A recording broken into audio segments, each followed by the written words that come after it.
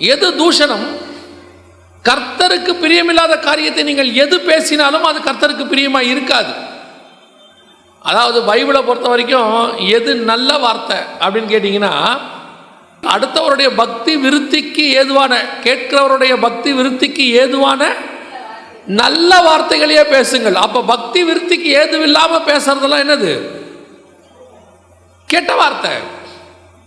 Spiritually நம்ம இன்னைக்கு உட்காந்துட்டு என்ன பண்ணிட்டு இருக்கிறோம்?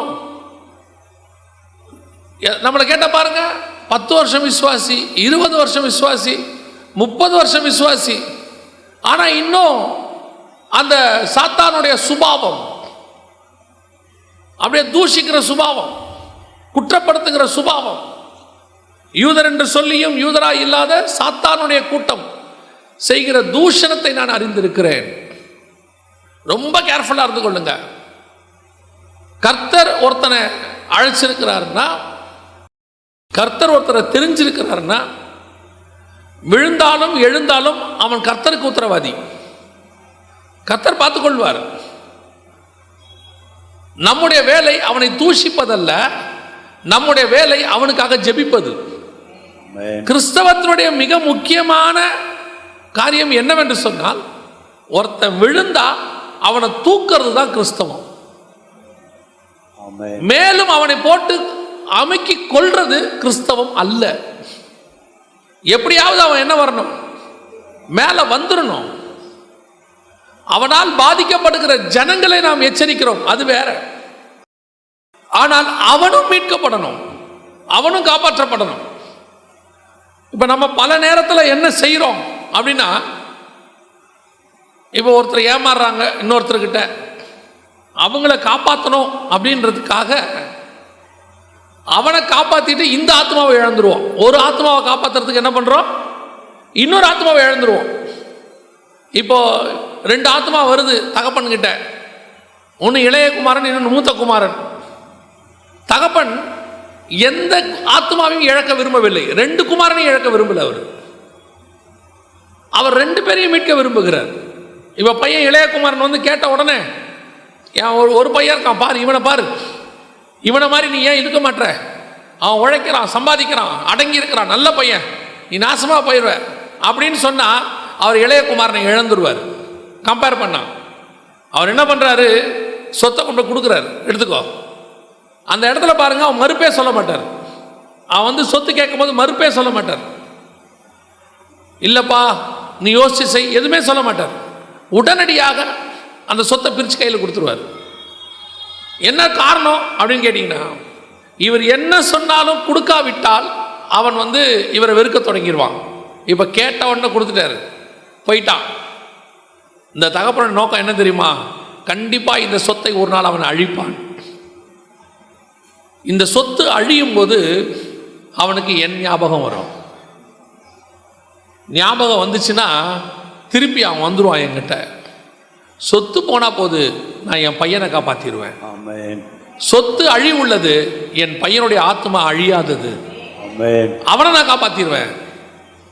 ஒருவேளை நான் கொடுக்கலன்னா கடைசி வரைக்கும் அவனுக்கு என் மேல கோபம் இருக்கும், அவன் திருந்த போறதும் இல்லை. அதுதான் நடந்துச்சு. ஒரு ஆத்மாவை கூட இழக்க தேவன் விரும்பவில்லை. துன்மார்க்கனுடைய ஆத்மாவை கூட சாகிறது அவருக்கு பிரியம் இல்லைன்னு வசனம் சொல்லுது. இன்னைக்கு நாம அடுத்தவங்களை பத்தி கவலைப்படுறதே இல்லை. அதனாலதான் ஆண்டவர் நம்ம கிட்ட ஒரு வேலையை கொடுக்கல. என்ன வேலையை கொடுக்கல தெரியுமா? ஒரு ஓமையில போய் ஆண்டவர் சொல்லுவார், நல்ல விதைகளை விதைத்தான், ஊழியர்கள் நித்திரை பண்ணினார்கள், வேலைக்காரர்கள். அப்பொழுது சாத்தான் கொண்டு வந்து களைகளை விதைத்தான். அதற்கு பிறகு வந்து ஊழியக்காரன் கேட்குறாங்க, நீர் நல்ல கோதுமை மணிகளை அல்லவா விதைத்தீர், எப்படி களைகள் வந்தது? நாங்கள் பிடுங்கட்டுமாம்பாங்க. அந்த இடத்துல ஆண்டவர் சொல்வார், நீ பிடுங்காதம்பார், நீ பிடுங்காத, வளரட்டும். என்னங்க களையை வளர சொல்றீங்க? இல்லப்பா, நீ களையை பிடுங்கதான் நினச்சிக்கிட்டு நல்ல கோதுமை மணியில் ஒன்றை பிடுங்கிட்டாலும் அது ஆபத்து. நான் அந்த வேலையை செஞ்சுக்கிறேன். களை பிடுங்கிற வேலை என்னுடையது. இங்கே களை இல்லாமல் ஒன்று இருக்காது. கலை கண்டிப்பாக இருக்கும். இயேசுவின் 12 பேர்லயே ஒரு கலை இருந்துச்சு. கலை இல்லாமல் இருக்காது. இங்கே பாவி இல்லாம சபை இருக்காது. கெட்டவன் இல்லாம ஊழியக்காரன் எல்லாம் நல்லவனா இருக்கவே முடியாது. ஏன் அப்படி சொல்றோம் அப்படின்னா, நாமெல்லாம் நல்லவங்க ஆகிறதுக்காக வந்திருக்கிறோம், ட்ரை பண்ணிட்டு இருக்கிறோம். ஒவ்வொருத்தரும் ஒவ்வொரு ஸ்டாண்டர்ட்ல இருக்கிறோம். என்னை விட மேலான ஸ்டாண்டர்ட்ல இருக்கிறவனுக்கு என்ன பார்த்தா பாவியா தெரியுது. ஏன்னா அவன் வளர்ந்துட்டான் ஆவிக்குரிய வாழ்க்கையில.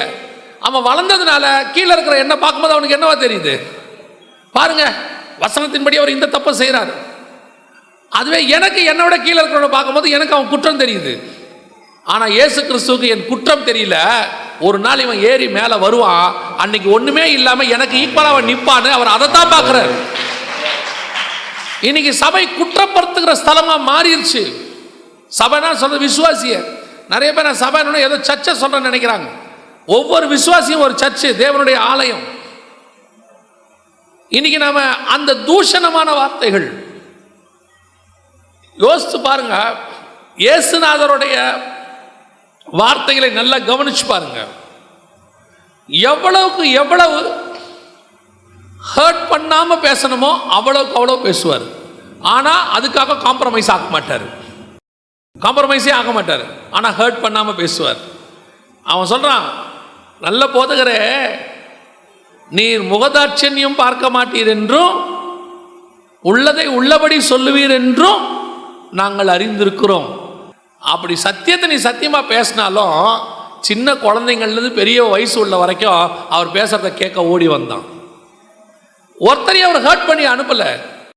ஊரே கல் எடுத்துட்டு நிக்குது கொன்னுடலான்னு, இவர் மட்டும் காப்பாற்றி அனுப்பி விட்டுட்டார். நானும் உன்னை நியாயத்திருக்கிறது இல்லை, இப்போ இனி பாவம் செய்யாது. அதுதான் தேவனுடைய. தேவன் அதுக்காக பாவம் செய்யலாமா அனுமதியா? இல்லை, இனி பாவம் செய்யாது. நம்முடைய வேலை அடுத்தவரை தூஷிப்பதல்ல, அடுத்தவரை குற்றப்படுத்துகிறது அல்ல, அடுத்தவனுடைய வீழ்ச்சிக்கு காரணமாக இருப்பது அல்ல. கூடுமான வரைக்கும் அடுத்தவனை தூக்கி எடுக்கிறது தான் நம்முடைய வேலை. அதுதான் கிறிஸ்தவம். ஆமென். ஒரு வாலிப பையன் 25 26 வயசு இருக்கும்.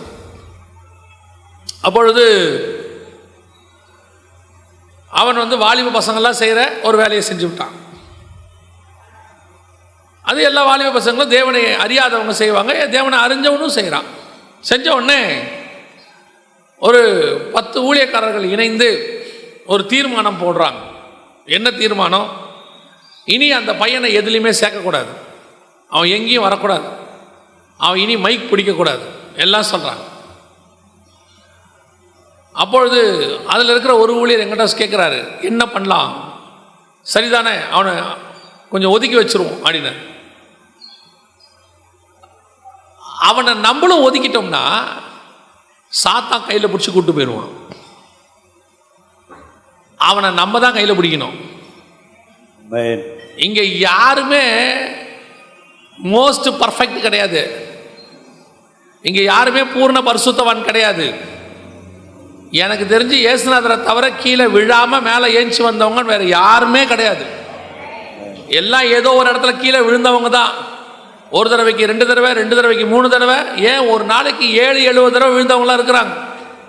அவங்களையெல்லாம் தேவன் கையை விடாம பிடிச்சதுனால தான் இன்னைக்கு விசுவாசியா ஊழியக்காரனா பெரிய ஆவிக்குரியவங்களா நின்றுட்டு இருக்கிறாங்க. இன்னைக்கு அவங்க சொல்லுவாங்க, என் ஊழியத்தின் பாதையிலே என் 30 ஆண்டு கால ஊழியத்தில் 300 தடவை விழுந்திருக்கேன்னு எவனும் சொல்ல மாட்டான். ஏன்னா அது தேவன் மட்டும்தான் தெரியும். ஆனா நமக்கு எதிரில் இருக்கிற ஒரு தடவை விழுந்த உடனே அவ்வளவுதான், உன் கதை முடிச்சு, நீ எப்படி செய்யலாம்?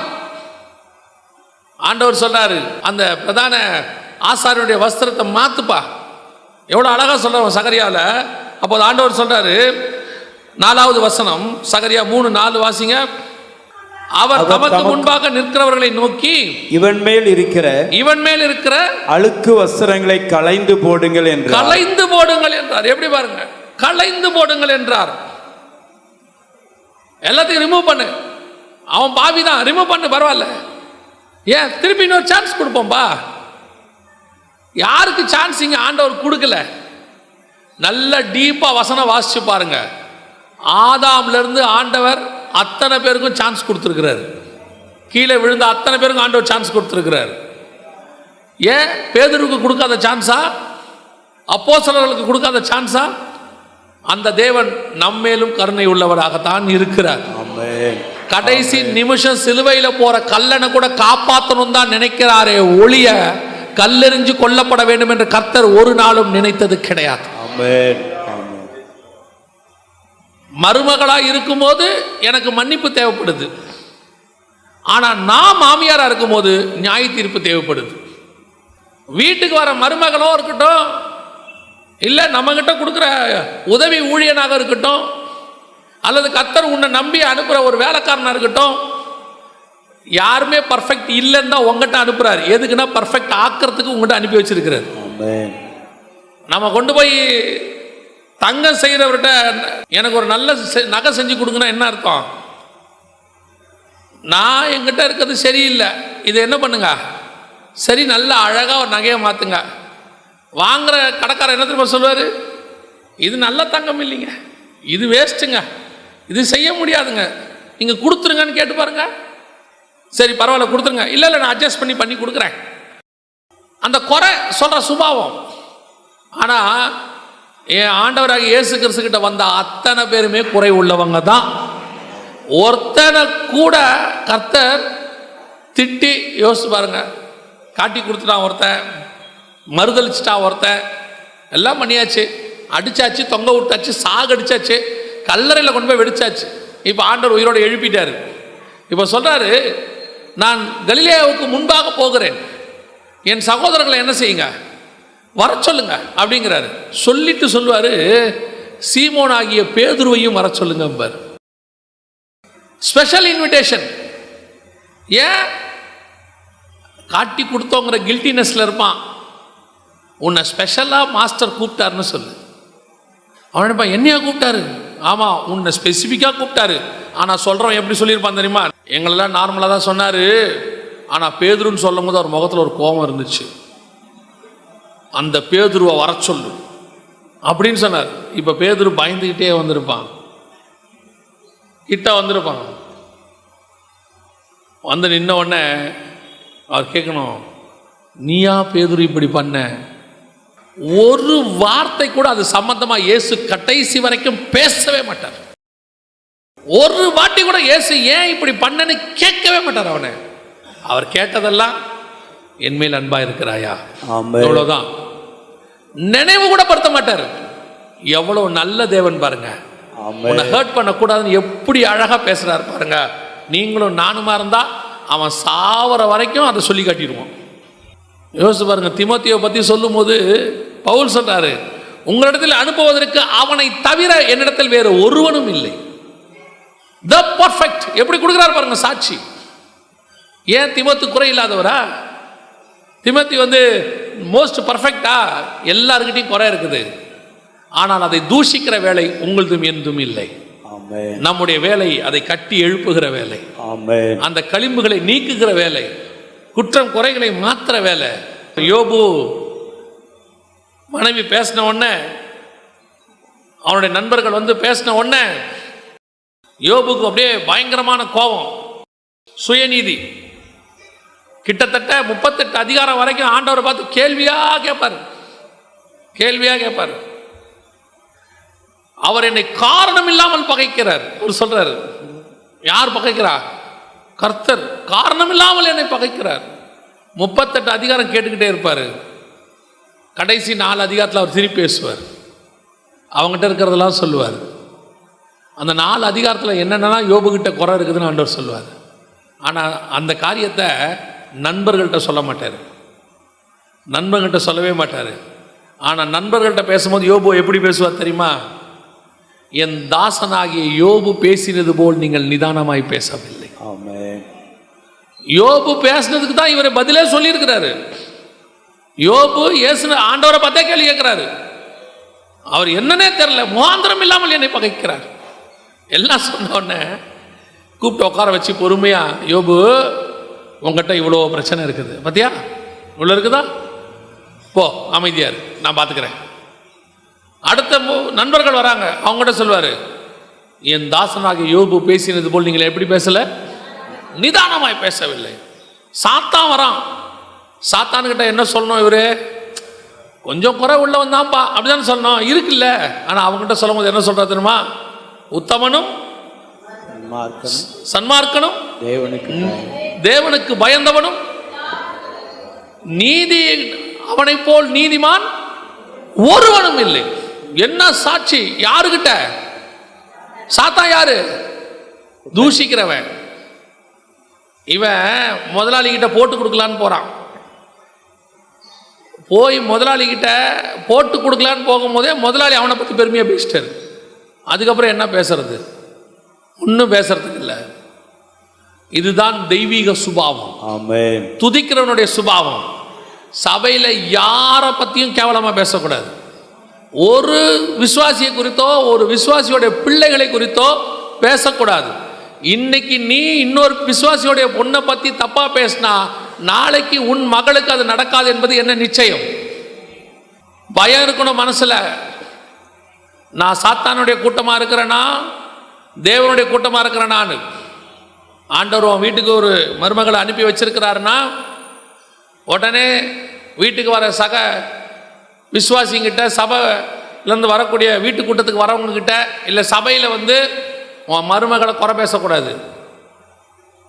காப்பியே போட மாட்டேங்கிறா, ஒரு காப்பி கொடுக்க மாட்டேங்கிறா, அதை அப்படியே உன் மருமகள்கிட்டே போய் கேட்டுருங்க, தப்பே கிடையாது.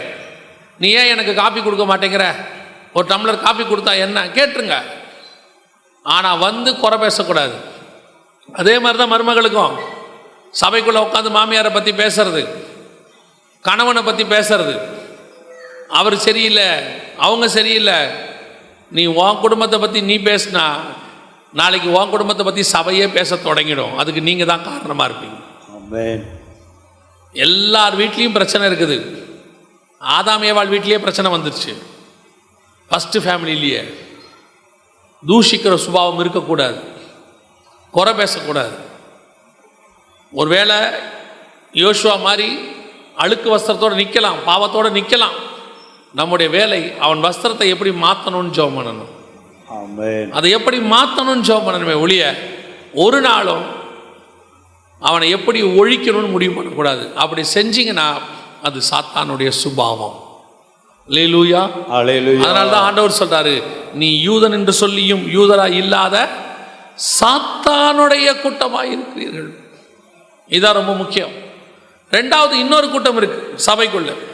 வாசிங்க வெளிப்படுத்தின விசேஷம் 3ஆம் அதிகாரம் 17வது வசனம் வாசிங்க.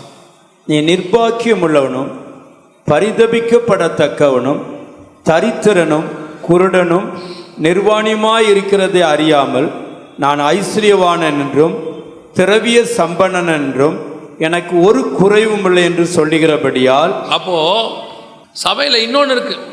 என்ன இருக்குது? நீ தரித்திரனாய் இருக்கிற, ஆனால் நீ என்ன சொல்ற? நான் ஐஸ்வர்யவான் என்றும் திரவிய சம்பந்தன் என்றும் எனக்கு ஒரு குறைவும் இல்லை என்று நீ சொல்லுகிறபடியால். அப்படின்னா என்ன அர்த்தம்? தரித்திரனா இருக்கிற, ஆனால் நீ பணக்காரன்னு ஒன்று சொல்லிக்கிற. இங்கே சொல்றது ஆவிக்குரிய தரித்திரம், ஆவிக்குரிய ஐஸ்வர்யம். இவன் என்ன நினச்சிக்கிறான்? உலக பிரகாரமாக கர்த்தரை ஆசீர்வதிச்சிருக்கிறாரு,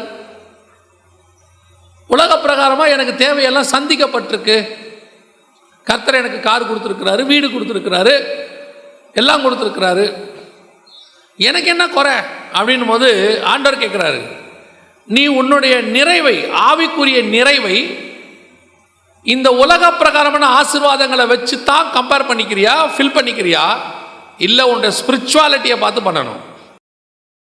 உங்களுடைய ஆவிக்குரிய தரித்திரம் இருக்கு. அரை மணி நேரம் முழங்கால் போட்டு ஜெபம் பண்ண முடியாது, அரை மணி நேரம் குடும்ப ஜெபத்தில் உட்கார முடியாது. 1000 காரணம், 1000 காரணம். ஐயோ இன்னைக்கு ரொம்ப முக்கியமான பிஸ்னஸ் மீட்டிங் இருக்கு, இன்னைக்கு ஒரு ஆள் என்னை பார்க்க வராரு. உட்காந்து குடும்ப ஜெபத்தில் உட்காந்து 10 நிமிஷத்துக்கு ஒரு தடவை ஃபோன் எடுத்து பார்க்கறது. ஒரு அரை மணி நேரம் தனி ஜெபம் கிடையாது. கையில் பைபிளை கொடுத்தா வாங்கின ஒன்று தூங்குறது. பைபிளை எடுத்துட்டு திரும்பி போயிட்டு வந்து பார்த்தோம்னா அப்படியே உட்காந்துருக்கிறது. ஆனால் பிஸ்னஸில் ஆசீர்வாதம் இருக்குன்ற உடனே அவர் ஸ்பிரிச்சுவல்லையும் ஆசீர்வாதம் நினச்சிக்கிட்டாரு. கர்த்தர் தான் என்னை ஆசீர்வதிச்சார். அப்போ அதனால எனக்கு ஒரு பிரச்சனையும் இல்லை. ஸ்பிரிச்சுவல் ஆசீர்வாதம் வேறு, உலக ஆசீர்வாதம் வேறு. உலக ஆசீர்வாதம் வெறும் ஸ்பிரிச்சுவல் மக்களுக்கு மட்டும் கிடைக்கும் நினைக்காதீங்க. உண்மையா உழைக்கிற எல்லாருக்கும் கிடைக்கும், எல்லாருக்கும் கிடைக்கும். ஏன் உலகத்தை ஆசீர்வதிக்கவே படலையா? நம்மளை விட நல்ல வீடு வாசல்லாம் கார் வச்சு பிஸ்னஸ்ல எங்கெங்கயோ நிற்கிறானே, எல்லாருமே ஆவிக்குரியவங்க தானா? இல்லை இல்லை. ஏன்னா வசனம் சொல்லுது, உண்மை உள்ள மனுஷன் அவன் உண்மையா இருந்திருக்கான், அவன் வியாபாரத்தில் அவனை ஆசீர்வதிச்சிருக்காங்க. எத்தனை உலகத்தான் வியாபாரத்தில் உண்மையா இருக்கிறாங்க. ஆனா இங்க என்ன பிரச்சனை, இந்த வெளி ஆசீர்வாதம் இதெல்லாம் வந்து பார்த்த உடனே நம்மளை விட உலகத்தான் நல்ல ஆசீர்வாதமா இருக்கிறானே. காரணம் அவன் உழைக்கிறான், நம்மளும் உழைக்கிறோம், ஆசீர்வாதமா இருக்கும். இதுல எங்க ஸ்பிரிச்சுவாலிட்டி வந்துச்சு? இதுல எங்க ஸ்பிரிச்சுவாலிட்டி வரும் தெரியுமா? நம்ம ஆசீர்வாதத்தோடு கூட வேதனை இருக்காது, அவன் ஆசீர்வாதத்தோடு கூட வேதனை இருக்கும்.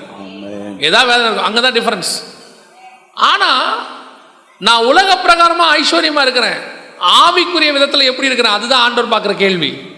நீ உலக பிரகாரமா ஐஸ்வர்யம் குறைவாக இருந்தாலும் பரவாயில்லை, ஆவிக்குரியவனா நீ என்னவா இருக்கணும்? ஐஸ்வர்யம் உள்ளவனா இருக்கணும், தரித்திரனா இருக்கக்கூடாது. ஆண்டவர் சொல்றாரு, நீ தரித்திரனும் நிர்வாக்கியம் உள்ளவனும் குறை உள்ளவனும் எல்லாம் வச்சுக்கிட்டு, ஆனா உனக்கு என்ன எண்ணம்? நான் ஐஸ்வர்ய சம்பந்தன். அவன் சொல்றான், நான் ஐஸ்வர்ய சம்பந்தன் என்றும் திரவிய சம்பந்தன் என்றும் எனக்கு ஒரு குறையும் இல்லை. சில சொல்லுவாங்க ஒரு குறையும் இல்லை. ரெண்டு பிள்ளைங்க வெளிநாட்டில் படிக்குது, அப்புறம் நல்ல ஆண்டவர் வீடு கொடுத்துருக்காரு, மாசம் மாசம் நல்ல சம்பளம் வருது, ஒரு குறையும் இல்லைங்க. சரி வாங்க ஜெபம் பண்ணுவோம், முழங்கால் போடுங்க. முழங்கால் தாங்க போடவே முடியறதில்ல. சரி வாங்க ஜெபம் பண்ணுவோம். எவ்வளோ நேரம் ஆகும் ஜெபம் ஆரம்பிக்கும் போது? ஏன் இல்லை, ஒரு 15 நிமிஷத்தில் ஒருத்தர் என்னை பார்க்க வரேன்னு சொல்லியிருக்கிறாரு, அவரை பார்க்க வேண்டியிருக்கு. உங்களுக்கு ஒரு குறையும் இல்லையா? கர்த்தர் நல்லா ஆசீர்வதிச்சிருக்காருங்க. பணத்தை வச்சுக்கிட்டு, சொத்தை வச்சுக்கிட்டு, வீடை வச்சுக்கிட்டு, பேங்க் பேலன்ஸ் வச்சுக்கிட்டு, நகையை வச்சுக்கிட்டு, நல்ல ஆகாரத்தை வச்சுக்கிட்டு, நினச்சிக்கிட்டு என்னன்னு பரலோகத்தில் டோரை ஓப்பன் பண்ணி அவரை விட்டுருங்க. ஏன்? அவர் தூத்துக்குடியிலே பெரிய பிஸ்னஸ்மேன், உள்ள விட்டுருங்க. அவர் யாரு? திருநெல்வேலியிலே பெரிய பிஸ்னஸ்மேன், அவரை உள்ள விட்டுருங்க. இவர் யாரு? இவர் நாகர்கோயில 1000 சவரன் வச்சிருக்காரு, இவரை உள்ள விட்டுருங்க. ரப்பர் தோட்டம் 2 ஏக்கர் இருக்கு, அப்படியா? உள்ள போகும்போதே சொல்வான், உண்மையும் உத்தமும் உள்ளவனே, எனக்கென்று 1000 ஆத்மா சம்பாதித்தவனே, தெரு தெருவா சுவிசேஷம் சொன்னவனே, பட்டணங்கள் தோறும் அடிக்கப்பட்டவனே, பசியோ பஞ்சமோ பட்டயமோ நிர்வாணமோ நாசமோசமோ என்னை விட்டு போகாமல் எனக்கென்று உண்மையாய் இருந்தவனே, எஜமானுடைய சந்தோஷத்துக்குள் பிரவேசி. ஆமென். இதுதான் ஐஸ்வர்யம். உங்களுக்கு காசு வேணான்னு சொல்லலை, உடனே அப்படி முடிவு எடுத்துறாதீங்க. நான் சொன்னது எது ஐஸ்வர்யம் தெரியணும். கர்த்தர் உனக்கு இவ்வளவு கொடுத்துருக்காரு, நீ கர்த்தருக்கு என்ன கொடுத்த? ஆண்டவருக்காக ஒரு நாள் கூட பிசினஸை மூட முடியாது தரித்திரம். எல்லாவற்றையும் நஷ்டமும் குப்பையும் என்று விட்டு வந்தவன் அவன் எழுதினதான் பைபிள். அதை கையில் வச்சுக்கிட்டு ஒரு நாள் கூட ஆண்டவருக்காக வர முடியாது. சரி ஞாயிற்றுக்கிழமையிலையாவது வரலாமா, ஒரு ஊழியம் செய்யலாமா, ஆத்துமாதாயம் பண்ணலாமா? இருக்கிறதே அந்த ஒரு நாள் தான். அன்னைக்கு தான் பிள்ளைகளோட உட்காந்து சிக்கன் 65 பொரிச்சு திங்க முடியுது. ஒரு நாள் அந்த ஞாயிற்றுக்கிழமையே நான் வெஜிடேரியன் டே பேர். நம்மளால் அதுக்கு என்ன பேர் வச்சுருக்கான்? நான் வெஜிடேரியன் டே. அன்னைக்கு ஒரு நாள் தான் நாங்கள் மட்டன் சிக்கனே சாப்பிட்றோம். எப்படி பாருங்க எண்ணங்கள். கர்த்தருக்கு ஊழியம் பண்ணுறதுக்கு மட்டும் நிறைய தடை, ஏதாவது காரணம். அதில் ரொம்ப ஈஸி என்ன, கொடுத்துருவோம். மாதம் 1000 ரூபாய் மிஷினரிக்கு, 2000 ரூபாய் மிஷினரிக்கு அனுப்பியாச்சு, என்னுடைய ஊழிய கடமை முடிஞ்சிச்சு. யார் சொன்னா அப்படின்னு? ஆண்டவர் என்ன உங்கள்கிட்ட காசு இல்லாமல் காசு கேட்டுக்கிட்டு இருக்கிறாரா? உங்ககிட்ட இருக்கிற காசே அவர் கொடுத்தது. வானத்தின் பலகனியை திறந்து அவர் கொடுத்தது. உங்களை மாதிரியே பிஸ்னஸ் பண்ற எத்தனையோ பேருக்கு நஷ்டம். உங்களை விட அதிகமாக உழைக்கிற எத்தனையோ பேர் உங்களை விட குறைவா சம்பாதிச்சுக்கிட்டு இருக்கிறா. ஆனா நீ கர்த்தரை ஏற்றுக்கொண்ட காரணத்தினாலே கர்த்தர் உன்னை ஆசீர்வதிச்சு அபிரமா உட்கார வச்சிருக்கிறார். ஆமென்.